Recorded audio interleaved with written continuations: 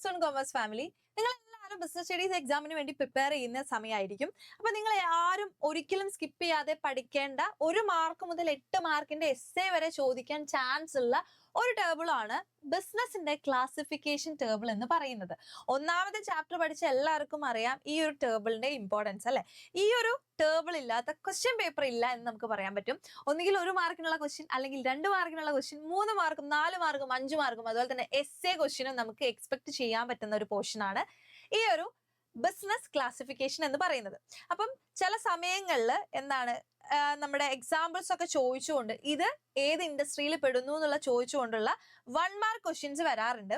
അതുപോലെ തന്നെ എന്താണ് ബിസിനസിന്റെ ക്ലാസിഫിക്കേഷൻസ് ആയിട്ടുള്ള ഇൻഡസ്ട്രി മാത്രം എഴുതാനായിട്ടും അല്ലെങ്കിൽ കൊമേഴ്സ് മാത്രമായിട്ടും ഓക്സിലറീസ് ടു ട്രേഡ് മാത്രമായിട്ടൊക്കെ ചോദിക്കാറുണ്ട്. 4 മാർക്കിനൊക്കെ ഉള്ള ക്വസ്റ്റ്യൻ ആയിട്ട് ചോദിക്കാറുണ്ട്. അപ്പൊ വളരെ ഇമ്പോർട്ടന്റ് ആയിട്ടുള്ള ഒരു ടേബിൾ ആണിത്.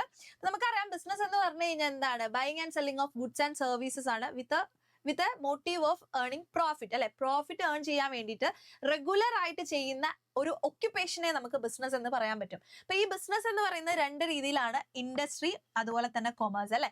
ഇൻഡസ്ട്രി എന്ന് പറഞ്ഞു കഴിഞ്ഞാൽ എന്താണ് നമുക്കറിയാം, നമ്മൾ യൂസ് ചെയ്യുന്ന പല പ്രൊഡക്ട്സും ഇന്ന് കാണുന്ന പ്രൊഡക്ട്സ് ആക്കി മാറ്റുന്നത് ഇൻഡസ്ട്രിയിലൂടെയാണ് അല്ലെ. മെറ്റീരിയൽസിനെ യൂസ്ഫുൾ റിസോഴ്സസ് ആക്കി മാറ്റുന്ന പ്രോസസ്സാണ് ഇൻഡസ്ട്രിയിൽ നടക്കുന്നത്. അപ്പൊ ആ ഇൻഡസ്ട്രിയെ തന്നെ നമുക്ക് 3 ക്ലാസിഫിക്കേഷൻസ് ആക്കി മാറ്റാം: പ്രൈമറി, സെക്കൻഡറി ആൻഡ് ടേർഷ്യറി. അപ്പൊ ഇത് എപ്പോഴും സ്ഥിരമായിട്ട് ചോദിക്കുന്ന 1 മാർക്ക് ക്വസ്റ്റ്യൻ ആണ് ഈ പ്രൈമറി, സെക്കൻഡറി, ടേർഷ്യറിയിൽ നിന്നുള്ള എക്സാമ്പിൾസ് എന്ന് പറയുന്നത്.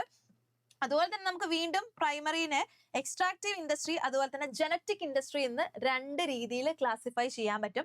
പ്രൈമറി ഇൻഡസ്ട്രി എന്ന് പറയുമ്പോൾ എന്താണ്, നമുക്ക് ചുറ്റിലുള്ള ഒരുപാട് റിസോഴ്സസ് ഉണ്ട് അല്ലെ. അപ്പൊ ആ റിസോഴ്സസിനെ എക്സ്ട്രാക്ട് ചെയ്ത് നമ്മുടെ നാച്ചുറൽ റിസോഴ്സസ് അല്ലെങ്കിൽ നമുക്ക് ചുറ്റിലും നിന്നും നാച്ചുറൽ റിസോഴ്സസ് എക്സ്ട്രാക്ട് ചെയ്ത് എടുക്കുക, അല്ലെങ്കിൽ അതുപോലെ തന്നെ എന്താണ് മൈനിങ്, പിന്നെ അതുപോലെ തന്നെ എന്താണ് അഗ്രികൾച്ചർ. ഇതൊക്കെയാണ് പ്രൈമറിയിൽ പെടുന്നത്, പ്രൈമറി ഇൻഡസ്ട്രിയിൽ പെടുന്നത്. Okay, collection of natural resources ആണ്. അതന്നെ 2 രീതിയിലുണ്ട്, എക്സ്ട്രാക്റ്റീവ് ആൻഡ് ജനറ്റിക്. അപ്പം എക്സ്ട്രാക്റ്റീവ് എന്ന് പറഞ്ഞു കഴിഞ്ഞാൽ നേരത്തെ പറഞ്ഞ പോലെ മൈനിങ് ഒക്കെയാണ് അല്ലെ. നമ്മൾ എന്ത് ചെയ്യാണ്, ഭൂമിയുടെ അടിയിൽ നിന്ന് കുഴിച്ചെടുക്കുകയാണ് ചെയ്യുന്നത്. ഇനി ജനറ്റിക്കിലേക്ക് വരുന്ന സമയത്തോ റീപ്രൊഡക്ഷൻ ആണ്. അതായത് ഫാമിംഗ് ഒക്കെ നിങ്ങൾ കേട്ടിട്ടുണ്ടാവും, ഫാംസ് നിങ്ങൾ കേട്ടിട്ടുണ്ടാവും അല്ലെ. പോൾട്രി ഫാംസ്, അതുപോലെ തന്നെ എന്താണ് നമ്മുടെ കന്നുകാലികളുടെ ഒക്കെ ഫാംസ്, അതുപോലെ തന്നെ നമ്മളെ മീനുകൾ വളർത്തുന്നത്, ഇതൊക്കെ എന്താണ് ജനറ്റിക് ഇൻഡസ്ട്രിയിൽ പെടുന്നതാണ്. അതുപോലെ ഇനി സെക്കൻഡറി ഇൻഡസ്ട്രിയിലേക്ക് വരികയാണെങ്കിൽ നമുക്ക് ഓൾറെഡി പ്രൈമറി ഇൻഡസ്ട്രിയിൽ നിന്ന് നാച്ചുറൽ റിസോഴ്സസ് കിട്ടി. ഈ നാച്ചുറൽ റിസോഴ്സസിനെ നമുക്ക് യൂസ്ഫുൾ ആക്കിയിട്ടുള്ള റിസോഴ്സസ് ആക്കി മാറ്റുന്നത് സെക്കൻഡറി ഇൻഡസ്ട്രിയിലാണ്. സെക്കൻഡറി ഇൻഡസ്ട്രീനെ നമുക്ക് 2 രീതിയിൽ ക്ലാസിഫൈ ചെയ്യാം: manufacturing industry and construction industry. Manufacturing industry എന്ന് പറയുമ്പോൾ അവിടെ എന്താണ് നമുക്കറിയാം ഓരോ സാധനങ്ങൾ ഉണ്ടാക്കുന്ന പ്രോസസ്സാണ്. കൺസ്ട്രക്ഷൻ വരുമ്പോൾ ഡാമിന്റെയും റോഡിന്റെയും ഇതിന്റെയൊക്കെ എന്താണ് കൺസ്ട്രക്ഷൻസ് ആക്ടിവിറ്റീസ് ആണ് നടക്കുന്നത്. മാനുഫാക്ചറിങ്ങിനെ തന്നെ വീണ്ടും ക്ലാസിഫൈ ചെയ്യുന്നുണ്ട്: അനലറ്റിക്കൽ, സിന്തറ്റിക്കൽ, പ്രോസസിംഗ്, അസംബ്ലി.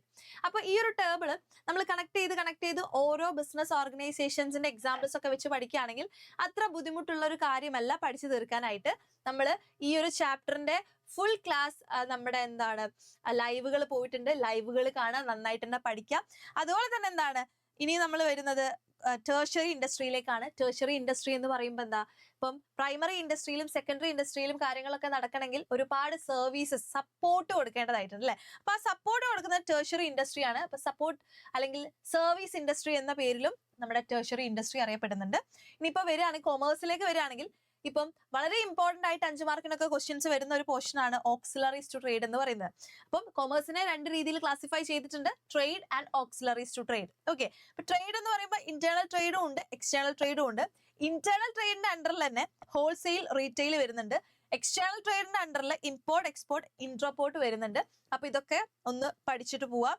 അതുപോലെ തന്നെ ഓക്സിലറീസ് ടു ട്രേഡ് എന്ന് പറയുമ്പോൾ ട്രേഡിനെ സഹായിക്കുന്ന ആക്ടിവിറ്റീസിനെയാണ് ഓക്സിലറീസ് ടു ട്രേഡ് എന്ന് പറയുന്നത്. സ്ഥിരമായിട്ട് എക്സാമിന് ക്വസ്റ്റ്യൻസ് വരുന്ന ഒരു പോർഷൻ ആണ് ഓക്സിലറീസ് ടു ട്രേഡ്. അതിൽ നമുക്ക് പഠിക്കാനുള്ളത് transportation, warehousing, insurance, banking and finance and advertising ആണ്. ഓക്കെ, അപ്പൊ ഇതിന്റെയൊക്കെ ഡീറ്റെയിൽഡ് ആയിട്ടുള്ള ലൈവ് സെഷൻ നമ്മൾ പോയിട്ടുണ്ട്, നിങ്ങളത് കാണാം. അതുപോലെ തന്നെ ഈ ഒരു ടേബിൾ പഠിക്കാതെ നിങ്ങൾ എക്സാമിന് പോവാതിരിക്കാം. ഓക്കെ.